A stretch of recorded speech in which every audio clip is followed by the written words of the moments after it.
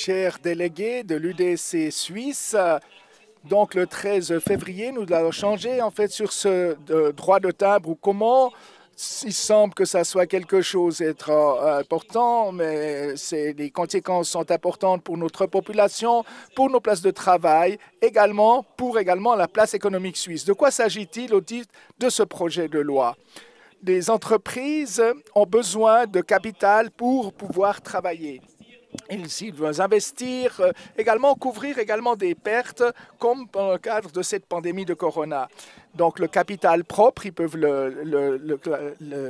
par le moyen de papiers, des titres et des actions, jusqu'ici, eh bien, on avait en fait ces droits de timbre. Ces droits de timbre, c'est de nouveau, c'est une petite partie des différents droits de timbre que nous connaissons.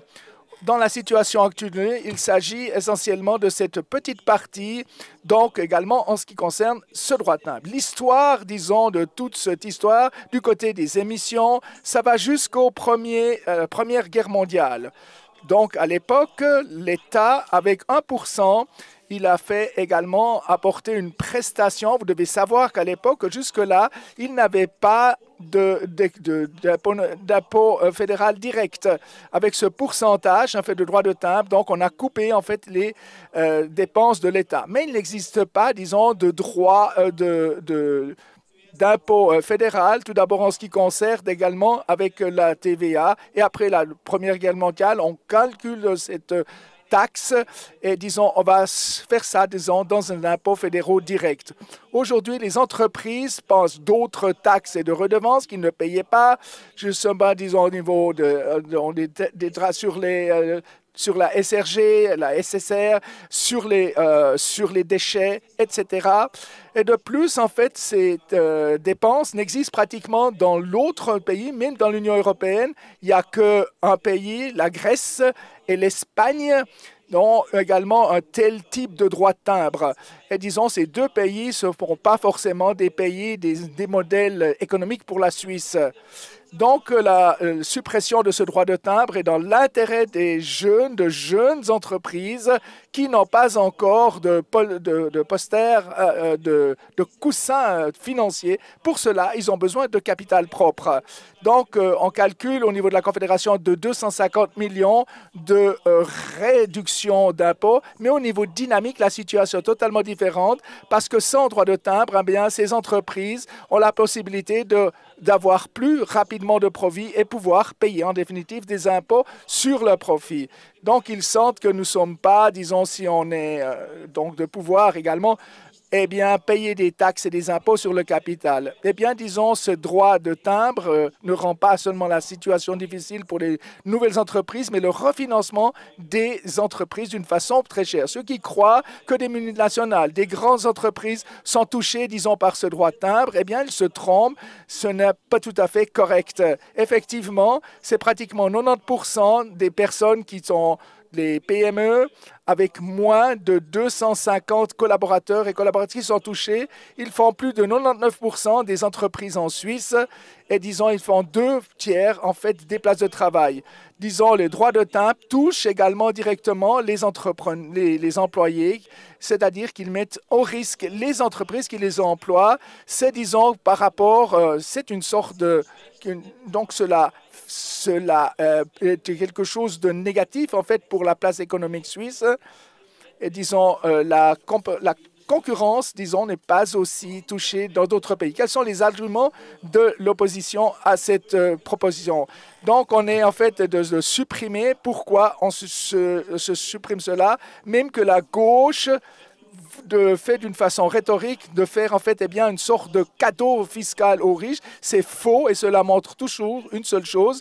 C'est comme Cédric Mermoux qui s'engage, qui se lève seulement de 8 heures le matin. Eh bien, pendant une année, c'est complètement séparé, disons, de sa base de la population. Pour la gauche, de plus, au niveau de la gauche et le système, semble-t-il, la gauche, disons, ils ne dépensent pas seulement l'argent des autres, mais ils n'ont aucun problème de dépenser de l'argent qu'ils n'ont pas créé. Les Verts, disons, qu'est-ce qu'ils prétendent que c'est la réduction de ce droit de timbre, donc ils vont ni créer en définitive des places de travail ni de l'emploi. Simplement 2002 entreprises sont touchées, les autres 588 autres PME en Suisse n'en profiteraient pas. Donc, on reste pantois devant une telle méconnaissance de notre tissu économique. Il n'y a guère en Suisse d'entreprises qui fonctionnent de manière autarcique, subvenant de manière interne à leur proposition à combien de grandes marques donnent-elles du travail à des sous-traitants qui ne sont effectivement pas concernés par le droit de timbre, mais qui doivent leur commande aux sociétés qui le sont.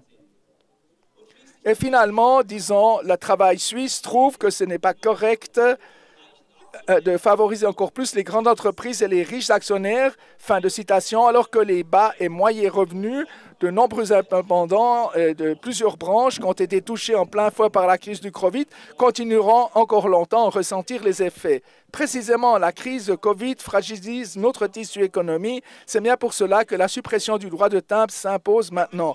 Lorsqu'il concerne de Cédric Vermouth, le coprésident du Parti socialiste, qu'est-ce qu'il dit à ce sujet? Il part de majorité de nouveau faire des cadeaux fiscaux pour les entreprises et de le reste de la population, eh bien, qui devrait payer le prix.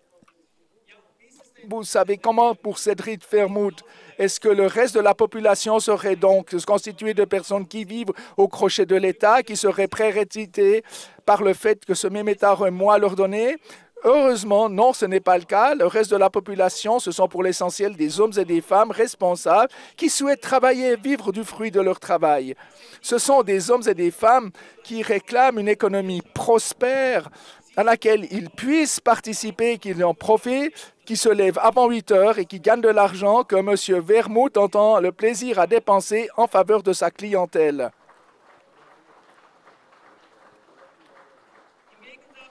En fait, contrairement à ce que la gauche prétend, la suppression du droit de timbre d'émission est un soutien en faveur de notre tissu économique, confronté à une concurrence internationale de plus en plus féroce. Moulimar l'a dit ce matin, pour les grandes entreprises, nous devrons augmenter le taux d'impôt pour cette année, donc ils devront payer plus en fonction, disons, de ce que les pays occidentaux ont déterminé. Donc, c'est un geste de confiance envers nos entrepreneurs dont on n'en cible non plus l'échec, mais bien la réussite. C'est aussi un geste envers nous, citoyens et citoyennes de ce pays, qui contribueront par notre travail à la prospérité de notre pays. Et pour conclure, j'aimerais dire à M. Vermouth, s'il craint de voir l'État se priver de 250 millions de francs, eh bien, il devrait commencer par ne pas en proposer 2 milliards à l'Union européenne. Je vous demande également de dire oui à cet abandon de ce taux, de ce droit de timbre. Merci pour votre attention.